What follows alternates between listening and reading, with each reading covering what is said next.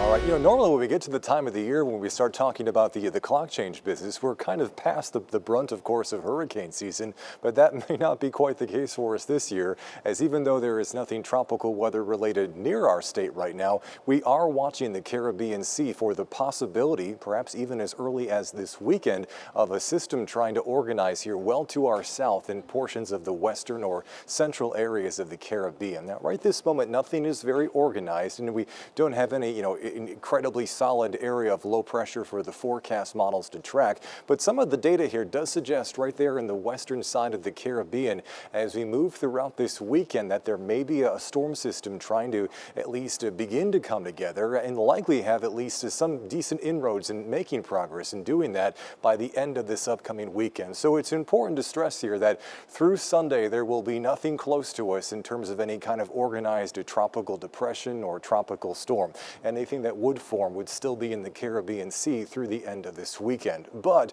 some of the forecast models, and increasingly so as compared to earlier this week, are suggesting that if something is to organize in the Caribbean Sea, at least right now, it looks most likely that it would more than likely drift into the Gulf of Mexico as it moves toward the west and northwest. Now, this is looking at what one forecast model suggests the possibility or probability of tropical storm force weather conditions in an area, and right now the European forecast model is suggesting up to between, say, 30–40%, somewhere between Cancun and the western side of Cuba. It's still too early, though, to know for sure if something is going to organize, and of course with that we can't tell right now where anything would track long term, but it is important here, even though we're in the month of November now and we don't typically deal with big tropical systems this time of the year, may have something for us to monitor throughout the week next week, so make sure you stay plugged in should it come anywhere close to where we happen to be.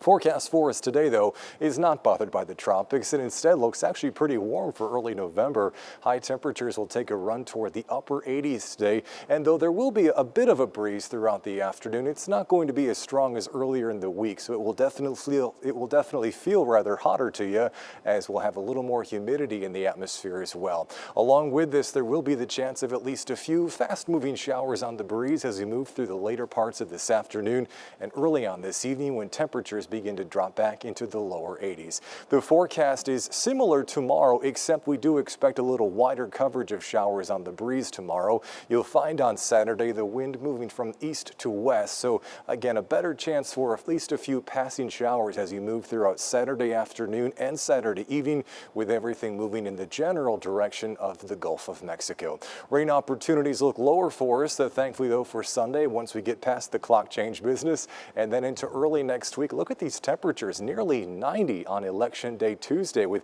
high temperatures forecast to hit 89 degrees. But it looks like any rain coverage on Election Day would be pretty low in our area. Rain chances, though, do look a little higher for us by Wednesday and Thursday, popping back up to around 40%. Back to you.